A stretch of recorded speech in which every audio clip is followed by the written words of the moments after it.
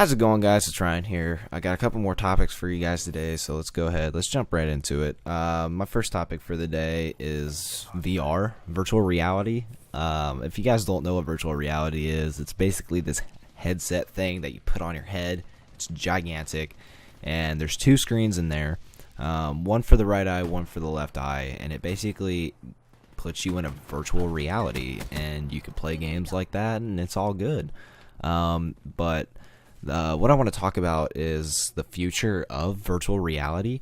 I feel like VR's got a really good future, but the thing about VR is it's so pricey. It's only for like that upper echelon gamer that wants to get the experience.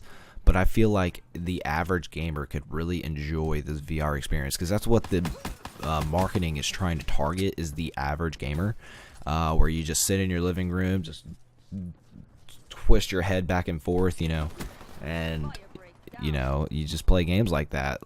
Some of the PlayStation VR games look really, really good, in my opinion.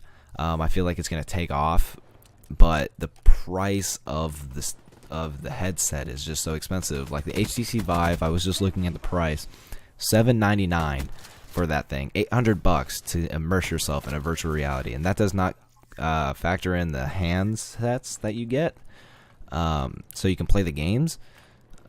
I just think it's kind of ridiculous how expensive these systems are, because they're like whole different consoles. You know what I'm saying? They're a whole different experience for the gamer, and I feel like right now it is super expensive, but I feel like the future is bright. Like old computers back in the 80s, the PCs were really expensive, but they were kind of one of those things where it's like families could really use them.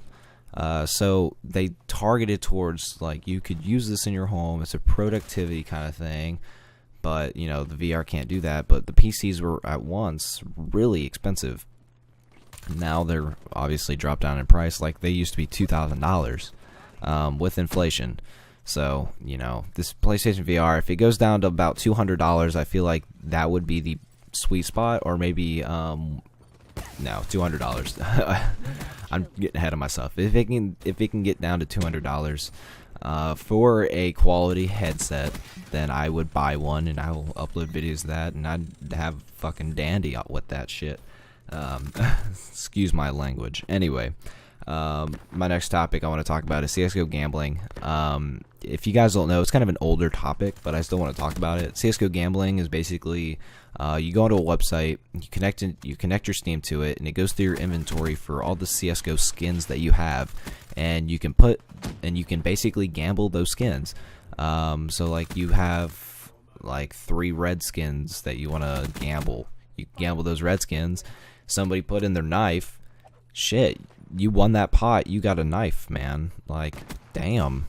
And you get easy money off of it, and people are having big red flags about it, because kids were gambling these skins, and in my opinion, kids should not be introduced to gambling at a young age, because gambling can, you can get addicted to gambling, because the more you win, the more you get addicted,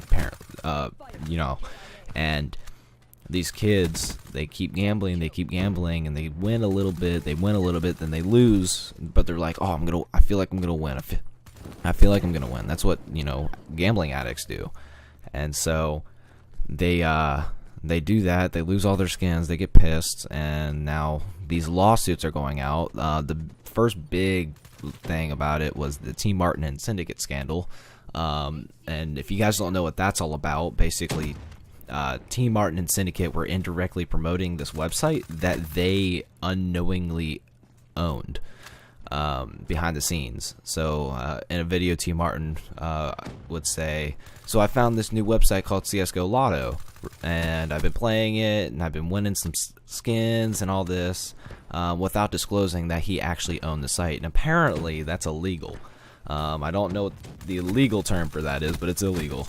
And so they got their company shut down. CS:GO Lotto's down, and Valve since has put out a statement saying that all these gambling sites are against our terms of service. So y'all need to shut the fuck down and let's get back to playing games, you know. And so now these sites are pretty much going away, and all that money that they had previously made, that it's done, you know. All these gambling sites that were once great sites to just gamble your skins are gone because someone had to be stupid about it. Thanks, T. Martin and Syndicate, appreciate that. Anyway, getting off that topic. My next topic, it's a big topic that I want to talk about. Something big that happened in the news recently. Galaxy and Turmoil.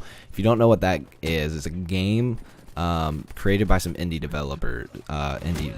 Just, I think it's just a bunch of couple of people that are big Star Wars fans, and they wanted to make the ideal Star Wars Battlefront 3. But obviously you can't name it Star Wars Battlefront 3 because it's Star Wars. EA is the only one allowed to make Star Wars games. But Galaxy and Turmoil is this, you know, it's what Star Wars 3 should have been. Battlefront 3 should have been. And EA, obviously, they found out about it. This game was supposed to go on Steam. I don't know when it was going to be released, but it was supposed to go on to Steam.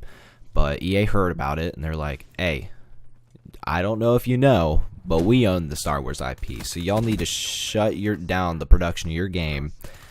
We don't want it. We don't have any interest in it. I know the fans love it and all, but we're EA, and we fuck over the fans a lot, so fuck them over again.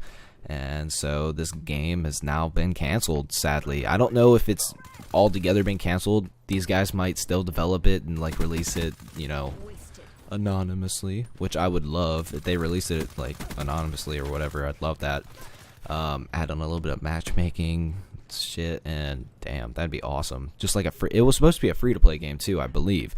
So it'd been awesome to play, but you know, knowing EA, they had to fuck us over, and they said that they have no interest in getting the game and, you know, contracting them out. You know, these guys just wanted to make the ideal Battlefront 3 game, and EA, you know, it's EA. They like to fuck us over. So that's basically it for me today. If you guys enjoyed the video, go ahead and leave a like. If you guys didn't, leave a dislike and let me know why in the comments.